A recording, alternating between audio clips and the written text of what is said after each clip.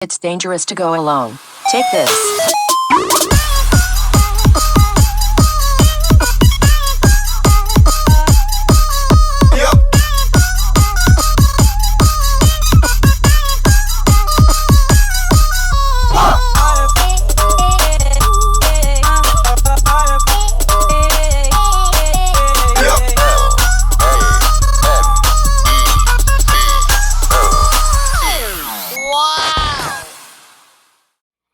And welcome to Nerd Breaking News. It is 2024. First things off, I want to go ahead and say thank you everyone who joined us this past year. It's been an incredible ride. And, we're hoping to go ahead and restart once again and go from here. So, unfortunately, the Eagle will not be joining us. He has some personal things he needs to take care of, but we still have the kid and the professor joining us today. So we're going to talk about Rebel Moon that came out on Netflix. And what more importantly, what we're going to really talk about is how they just got removed from the top 10. So Justice League entered into the Netflix top 10 films, removing Rebel Moon. And seeing the kids' reaction already, let's go ahead and talk about it. You got the floor. As the resident DC fan here, I just want to say that Zack Snyder is not all too bad. Like I was saying this off the air. Uh, I like the 2004's Dawn of the Dead, which to you Snyder fans out there, guess who wrote the film? Go look it up. James Gunn. So he doesn't hate James Gunn. They're friends. They actually know each other. Stop. I love 2007's 300. Who didn't? That movie was amazing, right? It wasn't historically accurate, but it was amazing. Um, Watchmen was a film that was hit or miss, especially somebody who loved Watchmen. I love the graphic novel. That's one. Alan Moore, he's the GOAT writer. I love Watchmen.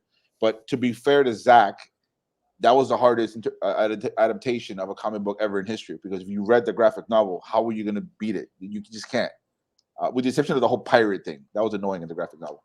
Um, and then he did the Eagle movie, the Guardians movie. That was whatever. Sucker Punch was probably his worst film. Um, and then the DC, right? That's when he got. If anybody knows the story, Chris Nolan was the one who recommended Warner Brothers to hire Zack Snyder, and he's the one. If you look at the His credits for fault. Man of Steel, Chris Nolan was the producer.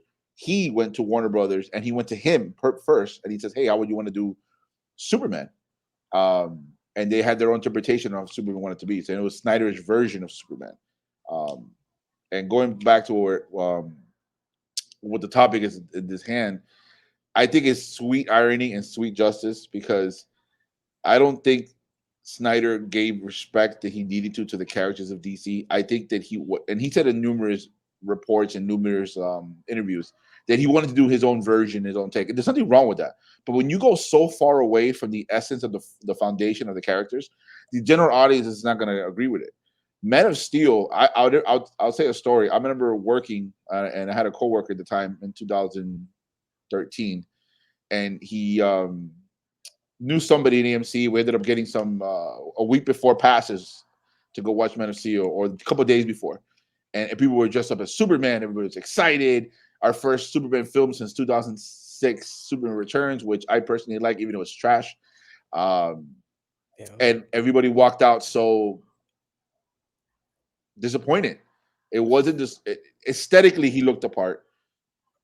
He was probably the best looking Superman, the best physically imposing Superman.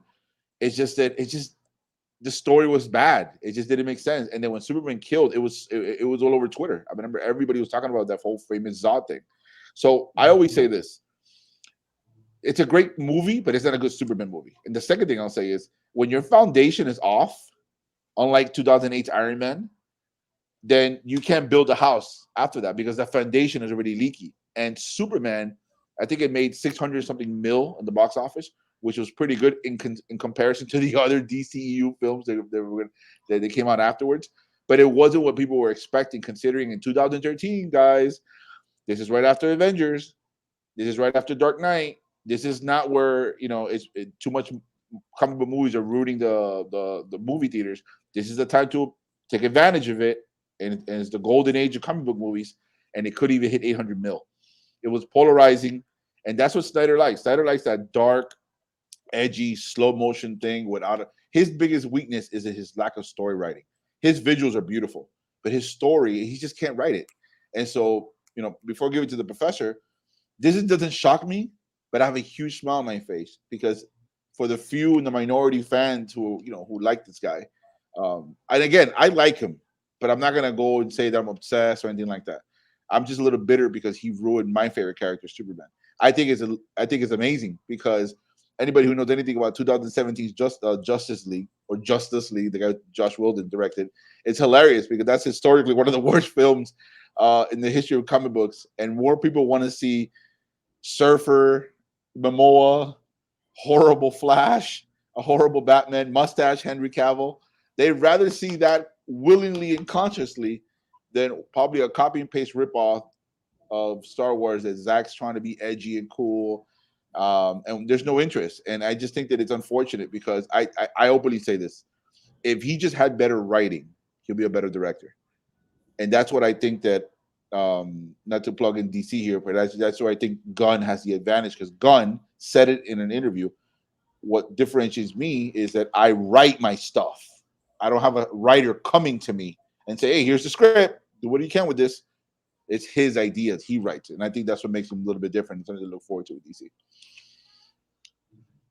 Yeah, it makes a good points right there, especially with the how crazy people were on Twitter when Just the Leagues came out, and then we had the whole the Snyder cut coming out, and then there's rumors that he did his own version of Snyder cut for Rebel Moon too. That's gonna be another wildfire in the internet very soon, especially after being kicked out of the top 10.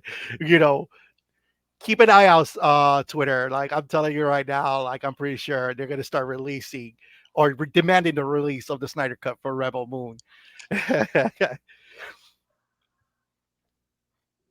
And to your point, I think it's a horrible marketing plot, right? Because this movie got destroyed by the critics.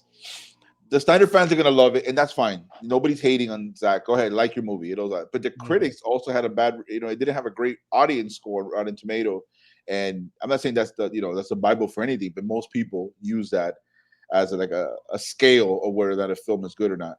mhm. Um, and so critically, it got destroyed.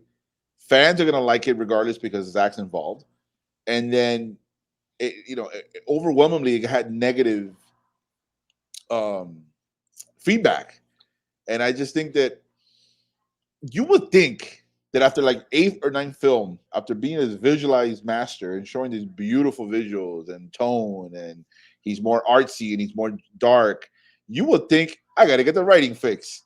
This is my eighth film. I eventually, and again, you're also walking into a trap here because you're calling it Rebel Moon, right? Like you're clearly connecting this to your own version of Star Wars, but dark.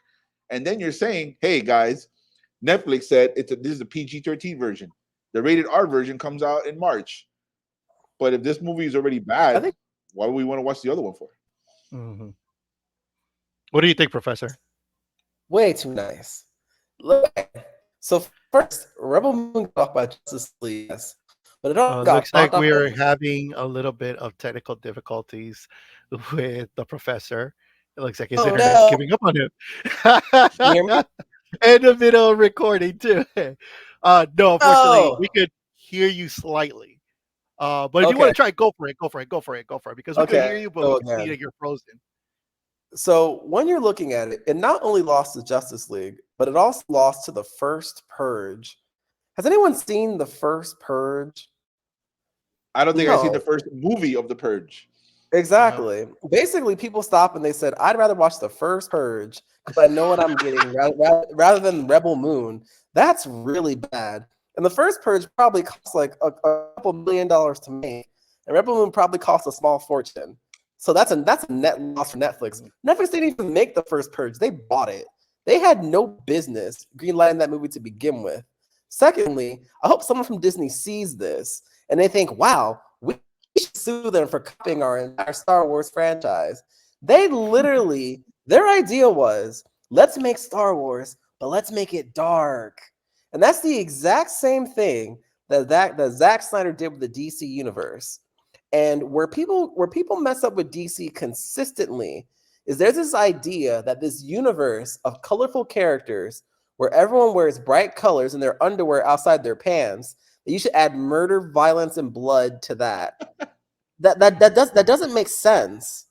That might work if you animate it, but a live action version of that is not what people want to see. If anything, people want to watch those movies to see for hope, happiness, and lightheartedness. That is the formula. What happened is that folks got so inundated with images of the Punisher, Batman, other dark heroes that they want to apply that formula, Blade 2, to everything, and it just doesn't fit. Zack Snyder, what saves Zack Snyder isn't writing, it's taste. He needs better taste. At the end of the day, when you have an idea of having Superman snap someone's neck at the end of Man of Steel, then yell about it, and I think shoot laser beams out of his eyes, in the exact same movie where he lets his father die at that, those are two massive, critical mistakes that he has to be held accountable for. I don't understand how any studio could see a director do that and then think, wow, that guy has great ideas. He really takes care of intellectual property. No, he doesn't. Yeah. He consistently doesn't. And to me, at the end of the day, he needs to be held accountable for that. I don't need to watch Rebel Moon to know what Rebel Moon is. None of us do. We all know that it's Dark Star Wars. Ask yourself one question. When in your life did you ever ask for Dark Star Wars? Who asked for this? No one. And that's why it's not top 10. Netflix lost a lot of money, and I hope they get it back. But they're not going to get it back with anybody watching Rebel Moon. That I is wanna true. I wanna quickly say so Snyder's Snyder cut that came out 2 years ago. Um, Apparently, he got granted his wish to finish the cut. Warner Brothers, it was the pandemic, so they need to put products out there. That's the whole reason why they greenlighted it, because the pandemic actually allowed financial assistance to do the Snyder cut. There wasn't anything else. If there was no pandemic, there's no Snyder cut. First of all. Second of all, his plan, which is he said this on numerous interviews, guys, is essentially was a 5-film Justice League 1, Justice League 2, and it ends with Batman sacrificing himself. He dies. And then if there's reports here, guys, it's not just me saying this by hearsay. Batman, so when Superman died, Batman gets with Lois and has the kid. And yeah, look it up. So Batman gets with Lois. Batman dies at the end, and Superman and Lois raise the kid.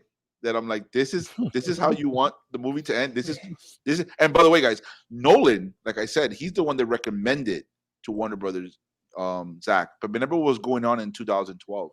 The Dark Knight Rises. It was the end of the chapter of the trilogy of $1 billion franchise. Every film except the first one, and it was a critically acclaimed franchise. And what was going on that time, Jay? To your point, Warner Brothers is edgy. Warner Brothers is dark. Let's keep going with one of the most hopeful characters in the history of comic books, Superman. What? Mhm. He's not dark. He's the He's a opposite. Boy Scout. He's a Boy Correct. Scout. And the And thing then, is, too, when you're looking at the ending of The Dark Knight Rises, that is literally an open door to a lighter Batman. The door was right open. You can continue it right there and get a Batman that better matches Superman. But what do? They darken up Superman to make him better match Batman. That doesn't make sense. And what you just said a minute ago about Batman being with Lois and someone sounds like a hate crime, bro. Like that is a No. hate crime against And DC fans. That is wrong. but that That tells is and the just fact wrong. and the fact that you guys said and that you said that they were planning to sacrifice Batman, yeah. doesn't that sound like the ending of Endgame? Where Tony Stark sacrificed himself? Oh shit! Supposedly, he had this in his draft years ago. That's his argument. So I don't know. Yeah, I don't know. he has it in his draft after he saw Endgame. and They- that is why Justice League 2017, because he just like everything that we just said, basically. Dangerous to go So alone. let's end Take it this. right here. This is a short film for us, but thank you for tuning in. Definitely go ahead, like, subscribe, go ahead and give us your comments of what you think. If you've seen the movie, tell us what you think about the film and whether you agree with us or not. But till then, this was Nerd Breaking News. Till next time, guys, take care.